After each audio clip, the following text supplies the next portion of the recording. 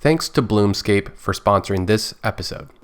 Hey everybody, Graham here. Welcome to Woodness Goodness. We are back in the workshop.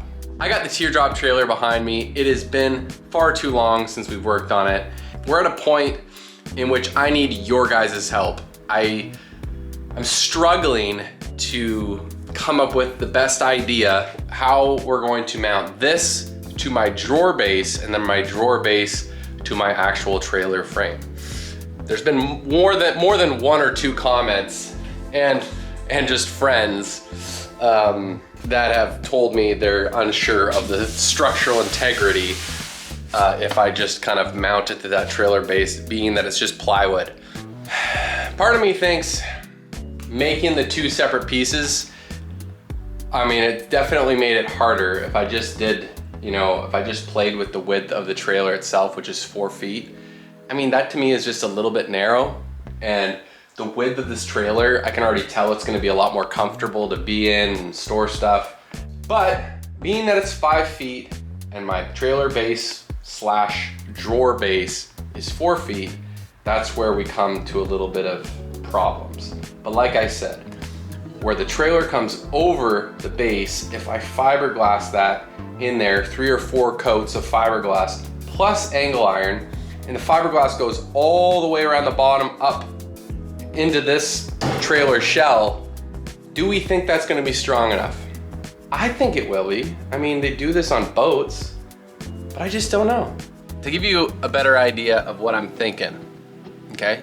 And this is a help me video. So I'm showing you what I'm thinking, so you can either say, hey, great idea, or you were out of your mind. I accept either response as long as you're kind. Because I do have feelings. As you can see behind me, this is we are calling this the Teardrop Trailer Base, the drawer base. It's made of 3/4 inch ply. We'll say 5/8 to 3/4 inch, or 1932, or whatever weird number it is. It's made up of 3 drawers, a big one at the front, 2 at the back. The idea is that trailer shell will sit on this. It will be overlapping 6 inches here and 6 inches on the other side, but it will be even on the front and back. So a couple things I was thinking is, after I mount it, I'm thinking of using the Total Boat thickened epoxy adhesive, because that stuff is super duper strong. So I would put a bead on all the tops of the plywood. And before I put the trailer shell on top of this, I want to put pocket holes on all the sides that are exposed right now, so I can put pocket holes and pocket screws in there into the trailer shell. That epoxy adhesive will also be on it. The middle is kind of tough because I won't be able to really access it. However, I do have that whole middle section that's currently hollow, and if I was to cut a hole in the trailer shell, not only can I make kind of a little hidden compartment, but I can access that to then put some L brackets or something in there to keep the center also, mounted. After I do the pocket holes, pocket screws, and epoxy adhesive, I will then put fiberglass between the trailer base, up the walls, and then onto the trailer shell. 2 to 3 layers minimum. I was also thinking I could do some fiberglassing on the inside of my drawers or the inside of the trailer base here to also give it even more strength. After I do all of the fiberglassing and the pocket holes are done, the adhesive is also done, and everything is looking pretty rock solid, I will then also come with 2-inch angle iron and mount that to the shell and the trailer base. That's what I'm thinking. And then I was thinking to mount the Teardrop camper to the trailer itself. There's a bunch of mounting holes on the sides. I would then get a piece of steel mounting into the Teardrop itself, and it'll come down and mount into the trailer down in there. I don't know. I'm torn and I need help. So from one semi-professional amateur to another, if you have any advice at all, I'd love to hear it. All right, guys, we're gonna take a quick breather and talk about this video's sponsor, Bloomscape.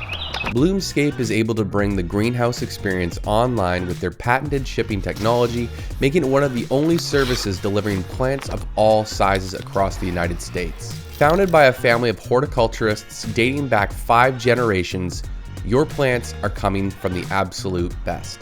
Now, a month or two ago, my wife Liz and I were able to get a couple of their bloom kits. A bloom kit has everything that you'll need to make your patio or deck or your outdoor space look amazing. With things like containers, tools, supplies, along with care instructions to make sure you start your plants on the right foot.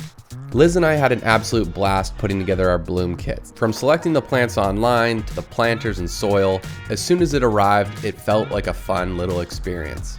Since ordering our kits a couple months back, our beautiful flowers have grown and blossomed. And quite honestly, it was such a fun experience, I would totally give these as gifts. Go to bloomscape.com or click the link in the description and use my code Woodness for 20% off your first plant order of $100 or more. Thank you so much, Bloomscape, for sponsoring this video. And now let's get back to the build. So as I continued to build the teardrop, I have also decided on my power for the trailer.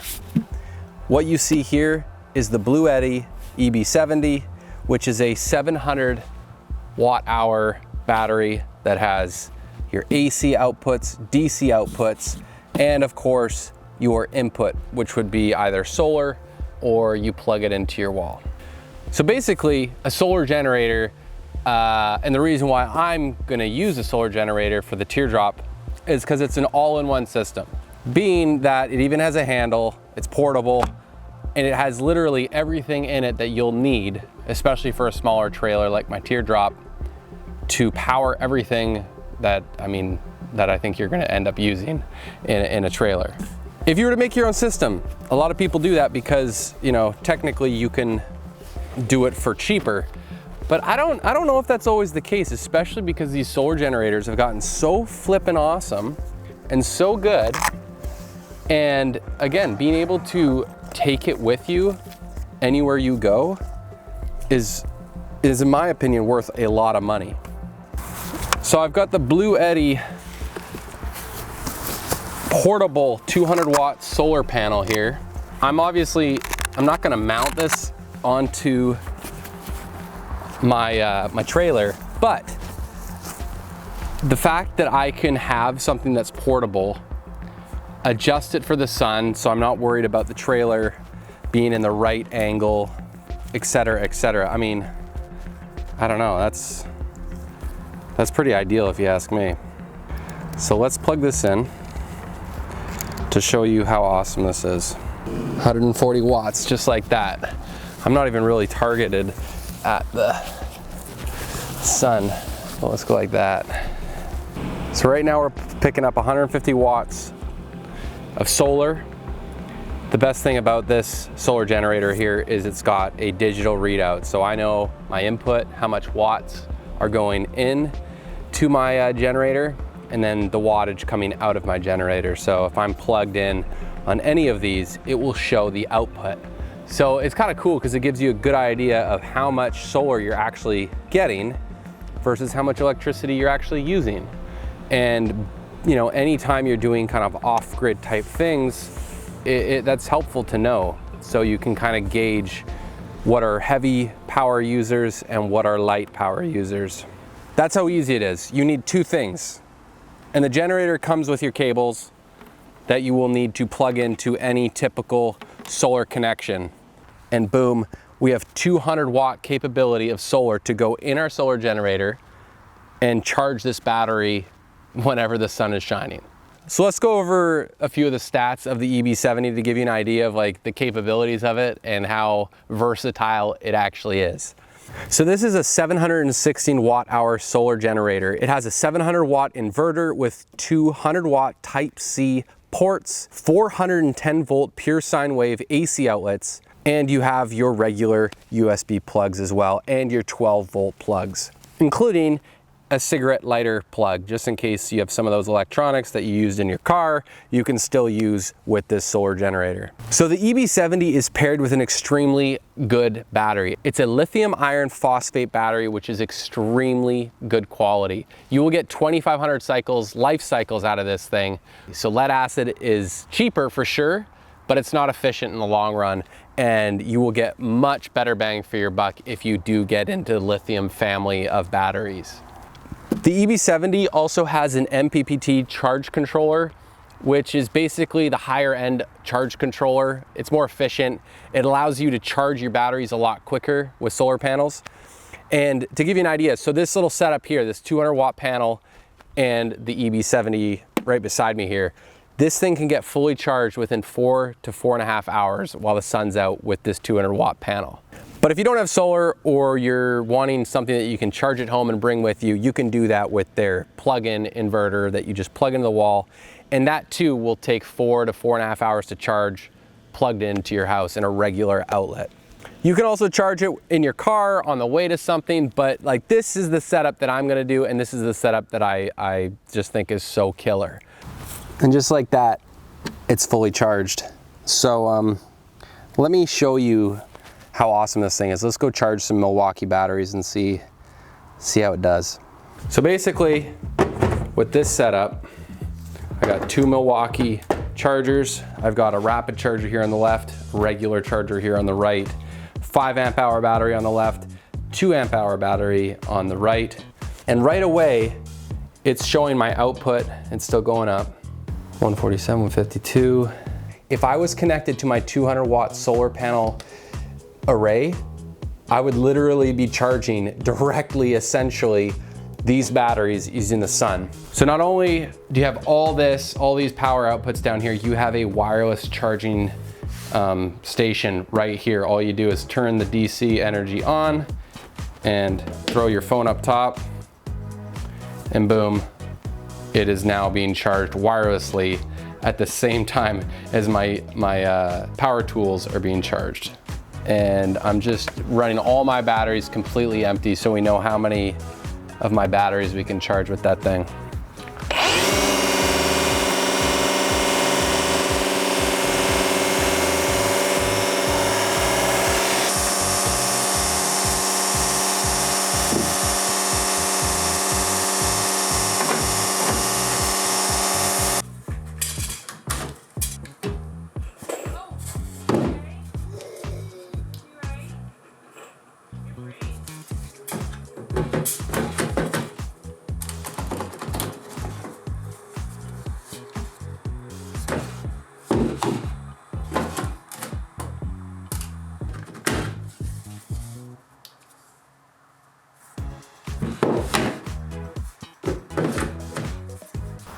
All right, let's see, we are pretty much at 0. There's our third 5 amp hour. The final 5 amp hour battery is 3/4 full, but the Blue Eddy is on 0, but it's still putting out 67 watts. We're gonna keep going until it's completely out. All right, that does it. Our battery is completely drained, and this actually just finished charging. So to give you an idea, every single one of these is fully charged. I drained them specifically for this. And I had both of these chargers running off 2 of the AC outlets. And now, I mean, my battery is, oh, the light still works, but the battery is basically dead. So to recap, the Blue Eddy EB70, it was able to charge my 9 amp hour, 4 5 amp hour batteries, and the 2 amp hour. Altogether, that's 31 amp hours. If you know anything about, you know, cordless drills or cordless tools, or, you know, circular saws that run off battery power, this is going to do a lot. I just recently helped my in-laws build a deck, and literally one 5 amp hour battery will do all my cuts for a deck. And there's a lot of cuts when you're doing decking. So right here, to know that I could charge all this in a single day from this is incredible. Remember, I charged this thing to 100%. I then drained it down to 0%, charging all these.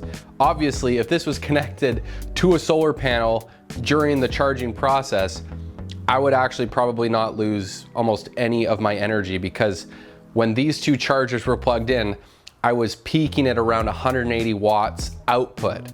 So for me, this EB70 is gonna be absolutely perfect. I love how mobile it is. Like I said, it's got the MPPT charge controller in it, the pure sine inverter with 4 outlets, AC outlets. It's got the BMS built into it, so that's gonna protect your battery and do a lot of things that a lot of DIY systems won't have just off the shelf. But this has everything built into it. And if you just did the math of, you know, the batteries, the MPPT charge controller, the pure sine inverter, the BMS, if you just did that in your mathematic equation when it came to building your own kit, it's pretty hard to beat. And it's an all-in-one system that you can take anywhere. And that's why I'm going with this. I know I'm gonna get a lot of questions, so I figured I'd make a video kind of showing you and talking about the system that I kind of believe will be the best for me. I will put a link in the description for this EB70, as well as the portable 200 watt Blue Eddy solar panel. I've actually already gotten one of my buddies to buy one of these because he's doing a truck build. That's my power. Hope you like it. Well, I think that does it for this video. I know it wasn't exceptionally entertaining, but there's a lot of pressure.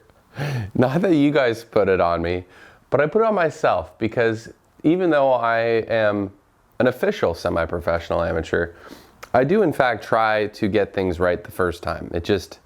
It's very rare that that happens, but with this teardrop, obviously there's already been a list of things that I didn't do or could have done or probably shouldn't have done.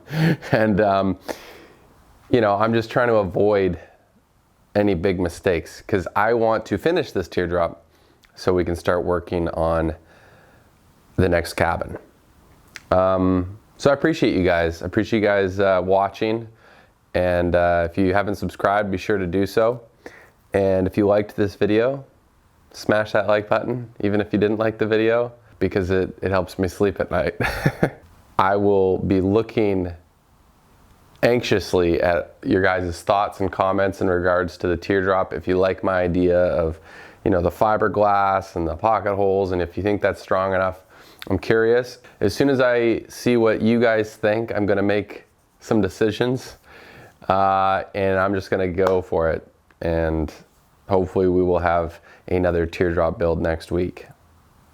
So thank you so much. Hope you guys have a great week, great weekend. Whenever you're watching this, wherever you are, namaste.